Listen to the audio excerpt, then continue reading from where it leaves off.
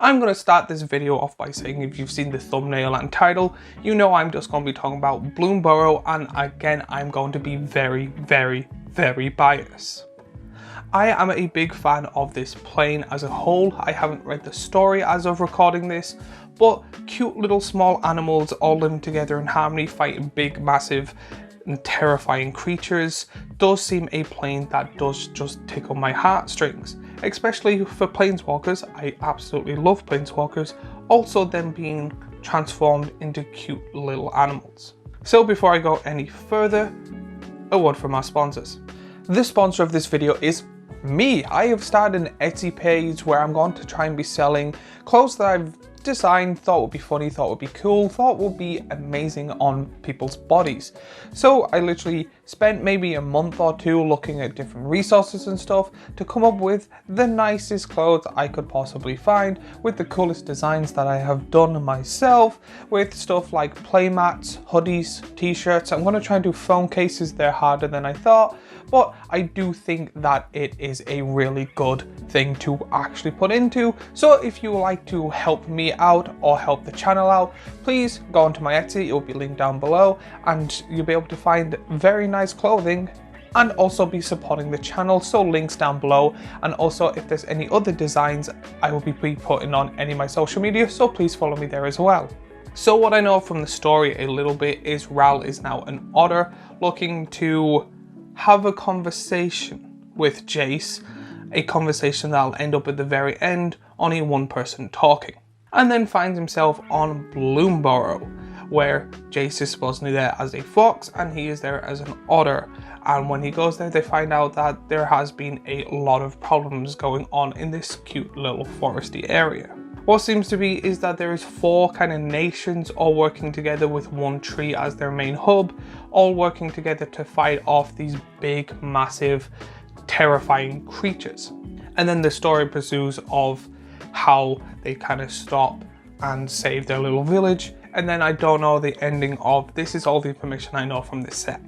When it comes to this set, there is a few little things. Personally, from the very start of the year when we knew what sets were coming out, this was the set I was most excited for the entire year, and in my opinion, could be possibly the best set. It is hard to say without all the sets coming out, so I might make a video at Christmas talking about the entire year, ranking all the sets, but let me know if you want that video in the comments down below. It also came at the perfect time. It is past the expensive set, where usually it's difficult to kind of surpass that one. That's usually the set that most people want throughout the year, because you're getting the most for your buck, you're buying the best decks, the most powerful cards are in there, and the most pretty and expensive cards are there, and it came out after that. But in between was a sub little thing of Assassin's Creed, which again, in my opinion, was a terrible set and could have done a lot better. If you're interested, I have made a video on that, so go and watch that. It's in my YouTube if you're interested. When it comes to this set, there's 4 decks with 4 beautiful commanders, all doing something somewhat really well. There is the deck list out, and they will be in the next 2 weeks, all 4 decks coming out on videos. So if you're interested in my thoughts and opinions of should you buy it or not, or what is in the deck itself, if you don't want to kind of go through it yourself and just want to hear in the background, I will be making those videos very shortly. But again, even if you already know them and are not interested in them decks or the commanders in them, there is a plethora of commanders in the set itself that are multicolored, that are really powerful and unique. One of my things already with this set that I absolutely love is the commanders you can pick from with weird abilities and like stuff we've seen, and that are very powerful. Now in saying that, it could also be the nostalgia classes of these stuff is cool, and then comparing it to Assassin's Creed that only had like 1 or 2 good playable commanders. And then don't get me even started on the artwork. Usually when it comes to a Magic the Gathering set, I kind of ignore the basic art and go straight to whatever unique thing they're doing, and they have different variations of art in this, including an anime version of cards, which again just is here, take my money. But even in saying that, the basic cards, a lot of them have amazing and beautiful art, And this is like the first set that I've actually been looking at the base cards to enjoy the art itself. Usually I'm like, oh, that's the card, cool, continue scrolling. You get the big bad guys throughout the different sections that have different abilities as kind of like a sketchbook art. Kind of like, do you know when someone like dissects an animal and stuff and shows how like its skeleton is and how its head's formed and stuff? This was a really cool idea because of the whole kind of story. It's like when they defeat the creatures, or if they defeat the creatures, they're able to show how the creature works on a little notebook thing. The fact that that is a card is amazing. You then get the anime ones, which again, absolutely beautiful. The artwork is very detailed and very good, and it seems that a lot of effort was solely put in just on them anime cards, never mind everything else. Then you get, I don't really know what to call this art, but it's kind of more of a realistic version of the anime arts. Again, the amount of detail is absolutely good, and again, I'm one of those people, I have a Chatterfang deck and I have every variation of Chatterfang. Now I need to go buy the other variations of Chatterfang themselves. I know having a deck with like 103 cards is illegal, but when you're like, hey, 3 of these cards are the same card in my command zone, like people are usually okay with it. So now that we've gone over what is in this set, some of the cards, some of the commanders, the art from it, what other type of cards are actually seem to be worth it in this set, and what's in the set itself. Starting off with Planeswalkers. The fact that Planeswalkers have now suddenly changed into cute little animals, they done one of, my opinion, the smartest and best decisions they made this year. There is a lot of Planeswalkers that are not here anymore or have lost their spark.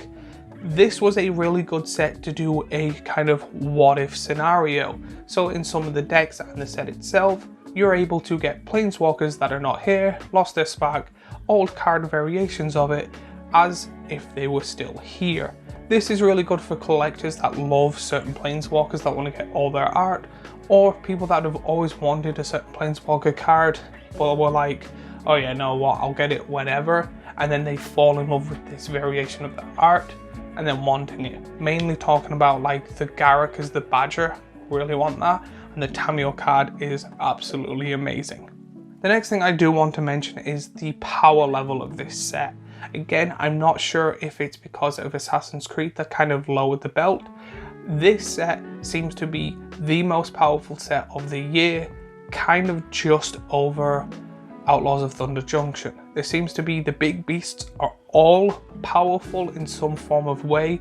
Then there's those cards that have the little paw mark that you're able to do stuff multiple times for how many paws you have. All of them instant and sorceries seem to be very powerful cards. Then, as I said before, Commander Planeswalkers, absolutely amazing cards for this set. There doesn't seem to be that many cards in this set that seem to be or just throwaway cards. Now again, I'm saying that every set does have them, but I just find when it comes to this that it outweighs more than any other set. Now again, as I've said previously, with the next set coming out very shortly, and then probably the sequels and stuff, I might make a video roughly at Christmas talking about the entire year, but again, let me know in the comments down below if you would like that. And then finally, the last thing I want to talk about is the ability offsprings. I find offsprings to be one of my favorite and most powerful, in my opinion, kind of keywords that they have made this year or in recent years. It does seem to be a bit meh when you make a 1/1, however they purposely do it that the card underneath is really good, and that having the ability more matters, especially the ETB ones. Again, if you have majority of these that I've seen are white cards, you can get the white token doubler, or if you have a commander with green, you can get the multiple green token doublers. Then only thing you do is literally pay the mana and the offspring cost, and then you're able to make multiple variations or multiple versions of these 1/1s. Again, you get a blocker, great ability, but majority of them are ETB and some are also attack triggers. So again, if you have a army of them, you get multiple EPT triggers, you then get multiple blockers, and also if some of them have attacks, multiple attack triggers. You throw in Miriam or Myra or Mirrored, as I've seen some people say stupidly, then it keeps going. You just kind of need like the one card and just many different ways to play it. and then you could go off absolutely huge. Again, you do have to hard focus on it, but with the amount of powerful commanders there are, and some powerful commanders in general, this could be an amazing set overall, and you could hard focus on the offspring with even 1 or 2 cards. Your decks are looking at to be more powerful than usual. I also find this set to be, if you are interested in Magic Gathering, a great way to start. It comes off with great commanders, great cards, and the set overall seems to be how they used to be. There was, in my opinion, a few little blunders over the years where some of the sets were meh or the story was meh. This set seems to be kind of what I picture Magic the Gathering sets to be, and is coming on to be one of my favourite planes in Magic the Gathering. Now, in saying that, I know people are going to have different opinions and then talk about, because I know there's a lot of horror people that are going to prefer the next set. Again, I'm going to be making a video on that, so please wait and enjoy that one. But as always, I would love to hear people's thoughts and opinions on this set. If I missed anything or you want me to go into more detail or anything, again, all in the comments down below.